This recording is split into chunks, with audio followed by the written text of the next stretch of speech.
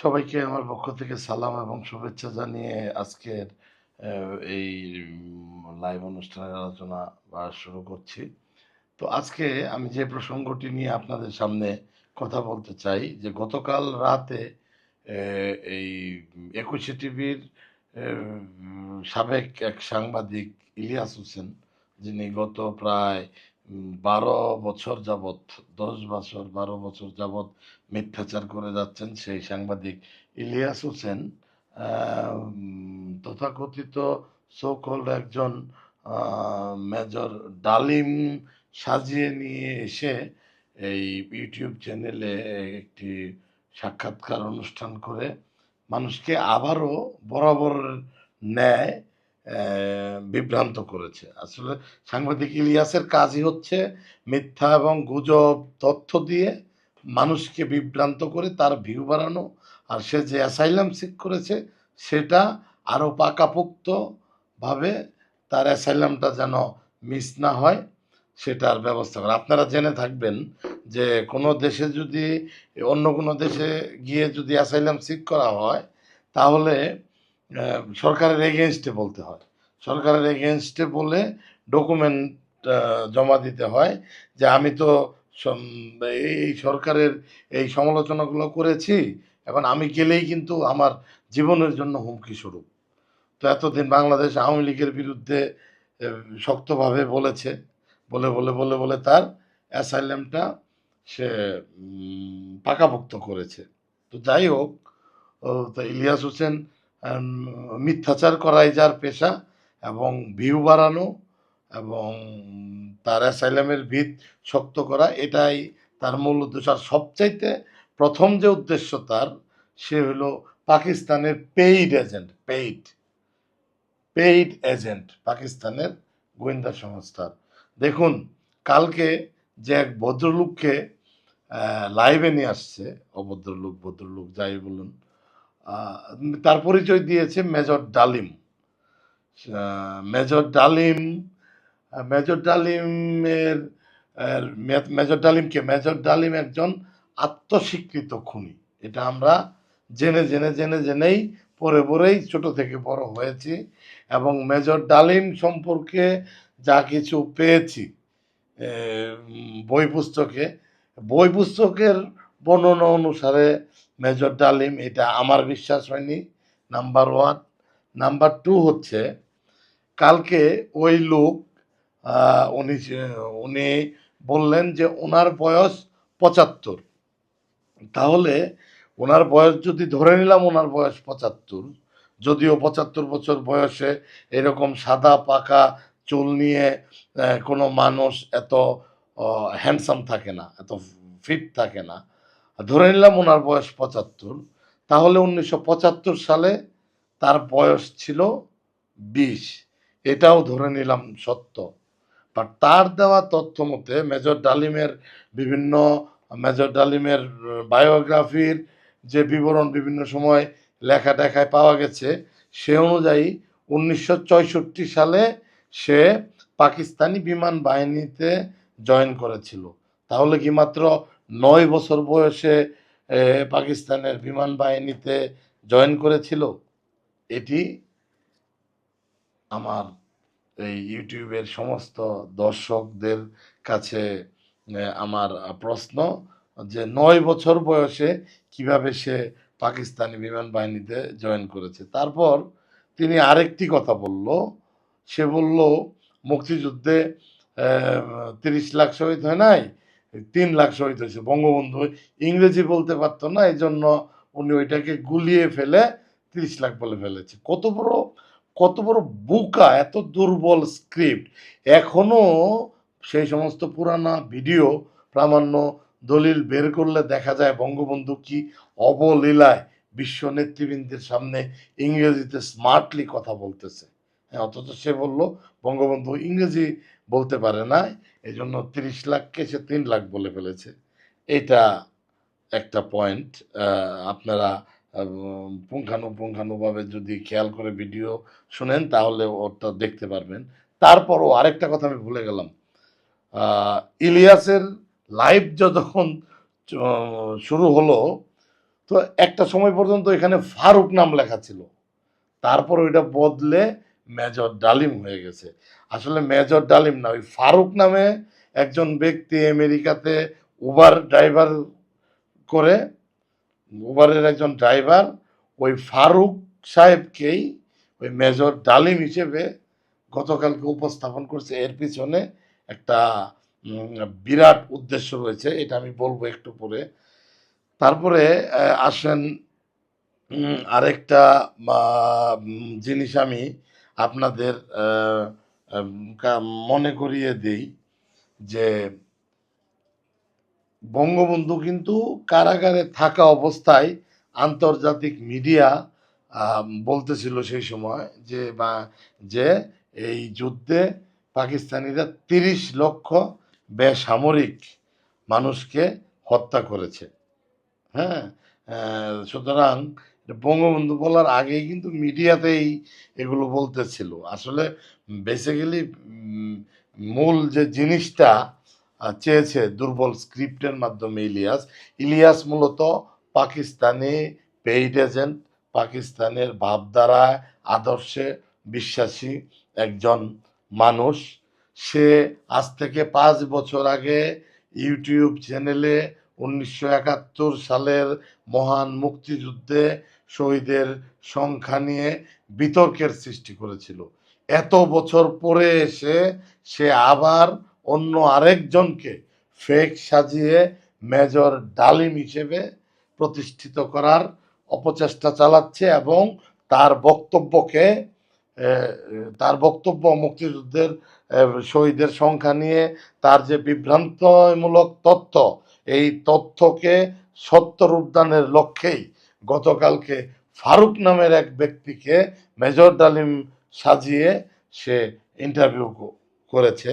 ঠিক যেমনিভাবে এই তো 5ই আগস্টের পরে সে একটি ভিডিও ছেড়েছে, দেখেন কত বড় স্টুপিড, হ্যাঁ, কত বড় সে একটা বেয়াদব।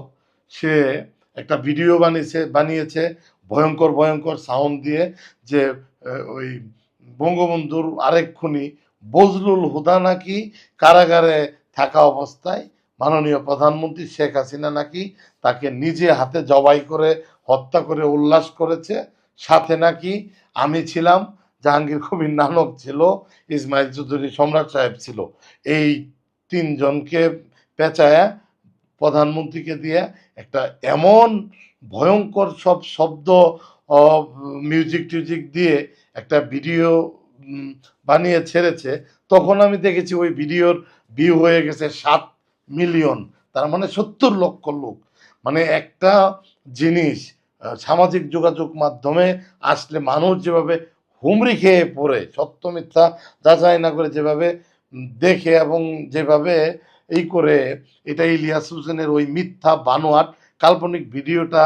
যে আচ্ছা, একটা একটা কথা বলেন তো, একটা দেশের প্রধানমন্ত্রী যদি কারো বিরুদ্ধে প্রতিশোধ নিতে চায়, তাহলে কি তার নিজের কারাগারে যে কাউকে হত্যা করতে হবে, জবাই করতে হবে? এটা কি আদৌ সম্ভব? এটা কি আদৌ সম্ভব? আপনারা বলেন। আপনাদের কাছে এই এই এই এই ইলিয়াস যে এই ভিডিওটা বানাইছে, এটার সত্যতা যাচাইয়ের যে দায়িত্ব, কিংবা সত্যতার যে সত্য কিনা, এটা আপনাদের উপরেই ছেড়ে দিলাম। আরেকটি জিনিস, যে মেজর ডালিম, এটা মানে আমার বিশ্লেষণে এই গতকালকের যে লোকটিকে আনা হয়েছে, এটি কখনোই মেজর ডালিম না। আর মেজর ডালিম যদি হয়েও থাকে, তাহলে দেখেন মেজর ডালিম না, আসলে দেশে এখন -2 ফর্মুলার রাজনীতি চলতেছে। ঠিক আছে, মাননীয় প্রধানমন্ত্রী দেশরত্ন শেখ হাসিনা চলে এসেছেন, বেগম খালেদা জিয়া গত আগামীকালকে লন্ডনে চলে যাচ্ছে। তো বিএনপিকে বিএনপিকে দল হিসেবে এবং জিয়াউর রহমানকে ব্যক্তি হিসেবে কিন্তু গতকালকে শেষ করে দিয়েছে তথাকথিত মেজর ডালিমের সাক্ষাৎকার অনুষ্ঠানটি দিয়ে, না? এটার পিছনে কিন্তু উদ্দেশ্য আছে, এটার পিছনে উদ্দেশ্য, এটা কার প্রেসক্রিপশনে? এটা হলো জামাত ইসলামের প্রেসক্রিপশনে। ইলিয়াস ইলিয়াস যাদের আদর্শে বিশ্বাসী, জামাতিদের প্রেসক্রিপশন অনুযায়ী গতকালকের সে এই মেজর ডালিমের নাটকটি করেছে। নাটকটি করেছে আমরা সারা জীবন ও এবং কত বড় বেয়াদব বলতেছে, ওই লোক বলতেছে যে সে নাকি দুইজনকে চিনে যে ধর্ষিত হয়েছে। চিন্তা করেন, বিবিসি থেকে তখন সাংবাদিকরা এসেছিল, অনেক আন্তর্জাতিক এএফপি থেকে এসেছিল, অনেক আরো অনেক আন্তর্জাতিক মিডিয়া এসেছিল, তাদের ডকুমেন্টারিতেই কিন্তু ও কয়েক লক্ষর মানুষের সাক্ষাৎকার রয়েছে এবং সেই সময় ধর্ষিত অনেক নারীদের বক্তব্য রয়েছে যে কিভাবে তাদেরকে নিয়ে সেনা ক্যাম্পে নিয়ে রাজাকাররা দিয়ে আসতো, কিভাবে দর্শন করা হতো। তো কত বড় একটা সত্যকে কিভাবে মিথ্যা হিসেবে প্রতিষ্ঠিত করতে চাচ্ছে। সব কিছু মেনে নিলাম, ইলিয়াস তো আমেরিকায় থাকে, ওই লোকও আমেরিকায় থাকে না, এত যদি সৎ সাহস থাকে তাহলে ওই লোকের ডিএনএ টেস্ট করুক যে সেটা মেজর ডালিম কিনা, এটা প্রমাণ করুক যে ইলিয়াসকে আমি চ্যালেঞ্জ জানাচ্ছি, ইলিয়াসকে আমি চ্যালেঞ্জ জানাচ্ছি। ইলিয়াস তো দাবি করে যে সে অনেক কষ্টে লাইফ লিড করতেছে, হ্যান ত্যান ম্যান। ওই ডিএনএ টেস্ট করতে $200 লাগে, 200 কিংবা $250 লাগে। ওইটা ওইখানকার অনেক লোক আছে ওইটা দেওয়ার মতো, দিবে। ইলিয়াস ডিএনএ টেস্ট করে প্রমাণ করুক যে এই কথিত ব্যক্তি মেজর ডালিম। পারবে না, কোনো দিনও এই চ্যালেঞ্জ ইলিয়াস গ্রহণ করতে পারবে না, কারণ ইলিয়াস আপাদমস্তক একটা 420 বাটপার, সে একটা টাউট, ঠিক আছে। তার কাজই হচ্ছে মিথ্যা গুজব সৃষ্টি করা এবং জনমনে ভীতির সঞ্চার করা। সে মিথ্যা তথ্য দিয়ে সে তথ্য সন্ত্রাস, সে একজন বিরাট তথ্য সন্ত্রাসী, আমি বলবো তাকে তথ্য সন্ত্রাসী, ঠিক আছে। সে তথ্য সন্ত্রাস করতেছে। আমরা আন্তর্জাতিকভাবে তার এই তথ্য সন্ত্রাসের বিরুদ্ধে আমরা একটি পিটিশন অচিরেই দায়ী করব। হ্যাঁ, অচিরেই আমরা একটা পিটিশন করব, পিটিশন জমা দিব। আর এই ইলিয়াসের এই মিথ্যাচারে সাধারণ মানুষ, গ্রামের মানুষ, প্রত্যন্তরের মানুষ বেশি বিভ্রান্ত হচ্ছে, ঠিক আছে। তো আমি ইলিয়াসকে ওপেন চ্যালেঞ্জ দিলাম যে ইলিয়াসের যদি ইলিয়াস যেহেতু দাবি করতেছে যে 52 বছর পরে মেজর ডালিমকে একটা জনসম্মুখে আনতে পেরেছে, ঠিক আছে, তাহলে করুক, ডিএনএ টেস্ট করে প্রমাণ করুক যে মেজর ডালিম এই ব্যক্তি মেজর ডালিম। ওই লোক আরেকটা কথা বলছে যে তার স্ত্রী মারা গেছে, তার স্ত্রীকে গৃহবন্দী করে রাখা হয়েছিল, পাসপোর্ট শেষ করে রাখা হয়েছিল, 2005 সালে মারা গেছে। আমার কথা হলো, বিএনপি তো তাদেরকে পুরস্কৃত করেছে না, তো তখন তো বিএনপি ক্ষমতায় ছিল 2001 থেকে 2005, তাহলে তার স্ত্রীর পাসপোর্ট কেন বিএনপি করে দিল না? তার স্ত্রী কেন ওই সময় মারা গেল? এগুলা কোনো তথ্যের সাথে কোনো তথ্যের মিল নেই, কোনো তথ্যের সাথে কোনো তথ্যের মিল নেই। এটা এটা মেজর ডালিম না, এই ভুয়া একজন মানুষকে মেজর ডালিম হিসেবে সে প্রতিষ্ঠিত করার চেষ্টা করতেছে এবং একমাত্র উদ্দেশ্য বাংলাদেশের স্বাধীনতা যুদ্ধকে বিতর্কিত করাই মূল লক্ষ্য। এবং ওই লোক বলল কি, যে যুদ্ধ চলাকালীন সময়েই সে জানে যে এই যুদ্ধটা ভারতের ষড়যন্ত্রের কারণে হচ্ছে। তাহলে তুই যুদ্ধে অংশগ্রহণ করছিস কেন? আমার প্রশ্ন হলো এটা। তুই যদি তখনই জানস যে জানস যে ভারতের কারণে এই যুদ্ধ হচ্ছে, তুই যুদ্ধ অংশগ্রহণ করতি না। আবার বলতেছে তখনই বঙ্গবন্ধুকে মারার প্ল্যান করছে। আমরা সারা জীবন শুনলাম মেজর ডালিমের বউকে কিডন্যাপ হয়েছে, এই জন্যে মেজর ডালিম প্রতিশোধ নিছে। অথচ কালকে শুনলাম যে যুদ্ধ চলাকালীন সময়ে সে কি ইন্ডিয়া যুদ্ধ করাচ্ছে, এই জন্য সে বঙ্গবন্ধুকে হত্যা করে। আসলে এগুলার জন্মের কোনো ঠিক নাই, এগুলা বেজন্মা, এগুলার কাজই হইলো মিথ্যাচার করা, ঠিক আছে। এগুলা মিথ্যা এই তথ্য সন্ত্রাসের মাধ্যমে জনমনে বিভ্রান্তি সৃষ্টি করে মানুষ কি করে, এদেরকে বয়কট করুন, এদেরকে পরিহার করুন।